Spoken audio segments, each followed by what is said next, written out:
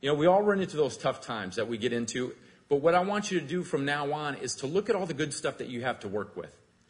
And what I mean by that is this.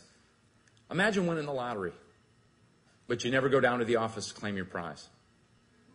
Imagine spending all the time, energy, and money to climb Mount Everest, but 10 feet before you get to the top, you turn around and go home. Imagine painting a masterpiece, and instead of sharing it with the world, you hide it in your basement. This is the way so much of our talent and ability is. It goes undiscovered, unclaimed, unused. And I think the key to moving your life forward, moving your communities forward, is not to reinvent yourself every day. It's to take the great stuff you've already got laying just below the surface and learning how to use that more every day. Now, I think when you ask people off the street, you know, do you have talent, do you have ability? You know, people say, well, yeah, sure, yep, I do. And it's about with that level of enthusiasm. That's not what I'm talking about. All right? When you appreciate something, you recognize it. You're aware of it. But when you understand something, it drives your decisions. It gets you excited. It ignites those fires inside. But I learned this lesson firsthand when our first daughter was born. My wife made a decision for our family that she would breastfeed. And anyone who's been through this experience, anybody who knows somebody who's been through this experience, you know that this is a sacrifice that is made. A sacrifice of time, sacrifice of energy, but a sacrifice especially of comfort. And I'd watch my wife go through this, especially the first couple weeks, and I would thank the Creator I was built a man. Because I'd watch my wife go through this the whole time, and it was always the same warm-up. She would hold Gabby in her arms, and she would always go through the same routine. She'd sit there and go,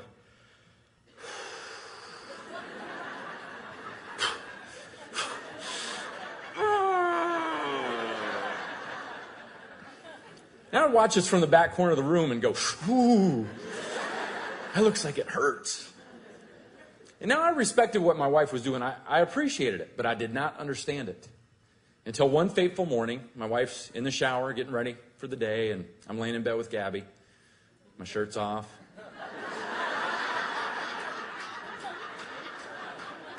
Singing her little song.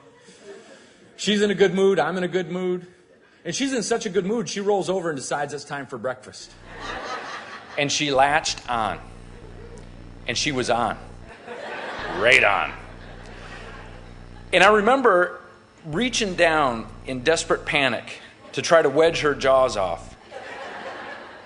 And everything kind of faded away. And when I regained consciousness, it was probably it could have been 6 minutes later. I don't really remember, but I woke up screaming. I remember that.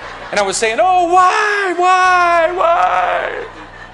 And I remember reaching down with my thumb and wedged her gums off. And if you've ever brought home a brand new pickle jar, and that first twist, you hear that seal is broken. I looked down at the crumpled mess that was the left side of my chest as a tear rolled out of my eye.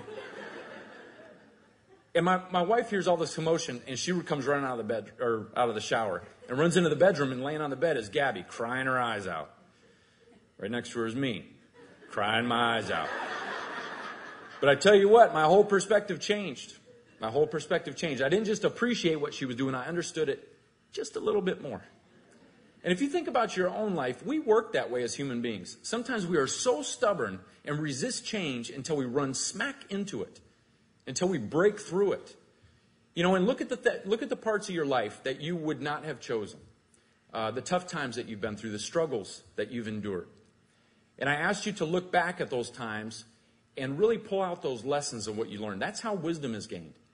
You know, and too often we write that off and we don't realize how much we have to work with. All the good stuff, all your education, your skills, your training, your life experience, things that you've seen in the work that you've done.